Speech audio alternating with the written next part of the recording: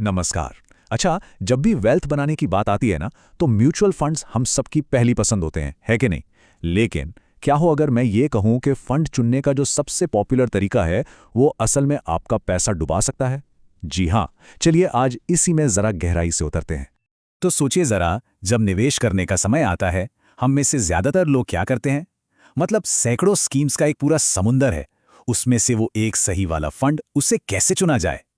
ये कहानी हम सबको पता है ना, हम सबने कभी ना कभी ये किया ही है। बस एक फटाफट Google search, best performing mutual funds और बूम, आंखों के सामने टॉप रेटेड फंड्स की एक चमचमाती लिस्ट आ जाती है।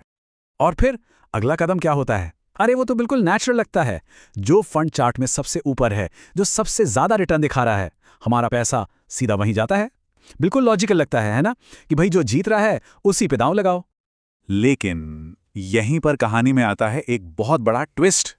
क्या होगा अगर ये जो स्मार्ट सा लगने वाला कदम है, वो असल में एक जाल हो? सोचिए, एक ऐसी गलती जो लंबे समय में फायदा तो छोड़िए, उल्टा नुकसान करा दे। तो चलिए अब इन अंदाजों और ओपिनियन को साइड में रखते हैं और सीधा सबूतों पर आते हैं। देखते हैं कि पिछले कई सालों का डेटा हमें इस स्ट्रैटेजी के बारे में आखिर बताता क्या है। और हाँ, तैयार रहिएगा, क्योंकि जो नतीजे हैं ना, वो आपको चौंका सकते हैं। देखिए, हम यहाँ कोई 1-2 साल की बात नहीं कर रहे हैं। हम बात कर रहे हैं 20 साल से भी ज्यादा के डेटा की, और एकदम मजबूत रिसर्च की। तो ये हमारी अपनी कोई राय नहीं है, ये वो है जो नंबर्स हमें चीख चीख कर बता रहे हैं। अच्छा, अब जरा इस पर नजर डालिए। ये जो आप देख रहे हैं, ये रिसर्च एफिलिएट्स की एक स्टडी का चार्ट है। बाईं तरफ ये वो फंड्स हैं जो पिछले 3 सालों में टॉप 10% परफॉर्मर्स थे, और दाईं तरफ वो जो बॉटम 10% में थे। अब देखिए कि अगले 3 सालों में क्या हुआ। गेम पूरी तरह से पलट गया। चौंकाने वाली बात यह है कि जो पिछले विनर्स थे, वो भविष्य के अंडर परफॉर्मर्स बन गए, और जो पिछले लूजर्स थे, वो बन गए फ्यूचर विनर्स। कमाल है ना? तो सवाल यह है कि इस परफॉर्मेंस चेजिंग की कीमत क्या चुकानी पड़ती है। रिसर्च के मुताबिक एक एवरेज इन्वेस्टर असल में फंड के बताए गए रिटर्न से लगभग 2% कम कमाता है। जी हाँ, -2%। इसी को कहते हैं रिटर्न्स गैप। मतलब ये वो कीमत है जो टॉप फंड्स के पीछे भागने के लिए चुकानी पड़ती है। तो मतलब यहाँ का सबसे बड़ा टेकअवे एकदम क्रिस्टल क्लियर है। अगर किसी को लगातार खराब परफॉर्म करना है, तो उसका सबसे पक्का तरीका है पिछले साल के टॉप परफॉर्मर में आंख बंद करके पैसा लगा देना। डेटा झूठ नहीं बोलता जनाब।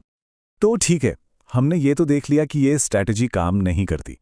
लेकिन अब सवाल ये उठता है कि आखिर ऐसा होता क्यों है? मतलब वो कौन से छिपे हुए कारण हैं जो इस टॉप परफॉर्मर वाले जाल को इतना ज्यादा खतरनाक बना देते हैं? इसका एक बहुत बड़ा कारण है एक सिद्धांत जिसे कहते हैं रिवर्जन टू द मीन। अगर आसान भाषा में कहूं तो जो चीज बहुत तेजी से ऊपर जाती है, वो अक्सर वापस अपनी एवरेज पर आ ही जाती है। मतलब आज का जो सुपरस्टार फंड है ना, वो कल का एक साधारण परफॉर्मर बन सकता है। ये समझिए कि फाइनेंशियल मार्केट्स का एक तरह से गुरुत्वाकर्षण का नियम है। और एक और बात याद रखना बहुत जरूरी है। बाजार के साइकिल हमेशा बदलते रहते हैं। मार्केट हमेशा एक जैसा नहीं रहता। सोचिए, एक स्मॉल कैप फंड जो तेजी के बाजार में बिल्कुल रॉकेट बन जाता है, मंदी आते ही उतनी ही तेजी से जमीन पर भी आ सकता है। और अक्सर होता यह है कि जब तक कोई फंड पॉपुलर होता है, तब तक उसकी ग्रोथ का सबसे अच्छा वाला दौर वो तो पहले ही खत्म हो चुका होता है। और ये शायद सबसे जरूरी बात है। वो जो बड़े बड़े अट्रैक्टिव रिटर्न्स के नंबर्स दिखते हैं ना, वो हमें ये कभी नहीं बताते कि उन्हें पाने के लिए रिस्क कितना लिया गया था। हो सकता है उस फंड ने किसी एक ही सेक्टर पर बहुत बड़ा दांव लगा दिया हो। अब अगर वो सेक्टर डूबा, तो आपका पैसा भी साथ में ले डूबेगा। तो असली बात यह है कि हमें सवाल पूछने का अपना पूरा तरीका ही बदलना होगा। गलत सवाल है, अरे पिछले साल का रिटर्न कितना था? सही सवाल यह है, मेरा फाइनेंशियल गोल क्या है, मैं कितना रिस्क आराम से झेल सकता हूं, और मैं कितने टाइम के लिए पैसा लगा रहा हूं। इन सवालों का जवाब ही आपके लिए सही फंड तय करेगा, न कि कोई टॉपर्स की लिस्ट। तो ठीक है, अगर टॉपर्स के पीछे भागना गलत है, तो फिर सही रास्ता क्या है? चलिए अब एक ऐसी स्ट्रैटेजी पर बात करते हैं जो चेजिंग पर नहीं, बल्कि सॉलिड प्लानिंग पर आधारित है। और ये रहा वो रास्ता। बस 4 आसान से स्टेप्स हैं। स्टेप नंबर 1, किसी रिटर्न के नंबर से नहीं, अपने गोल से शुरू करें, चाहे घर खरीदना हो या रिटायरमेंट की प्लानिंग। स्टेप 2, ईमानदारी से अपने रिस्क प्रोफाइल को समझें कि आप कितना उतार चढ़ाव झेल सकते हैं।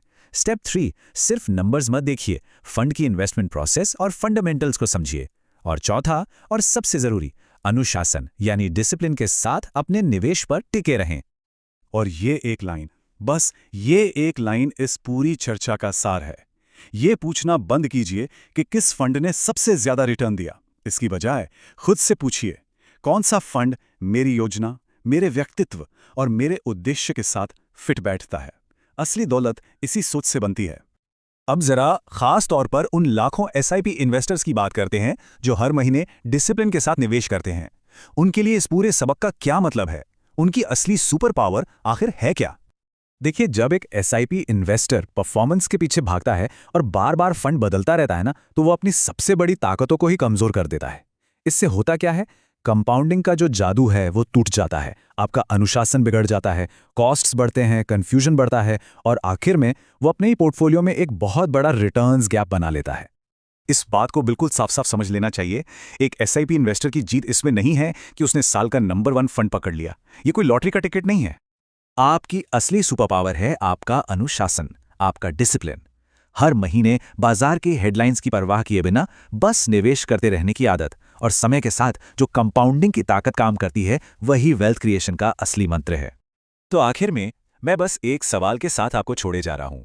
अपने पोर्टफोलियो पर एक नजर डालिए और ईमानदारी से खुद से पूछिए, क्या ये पिछले साल की हेडलाइंस पर बना है या फिर ये मेरे जीवन के लक्ष्यों को पूरा करने के लिए बनाया गया है?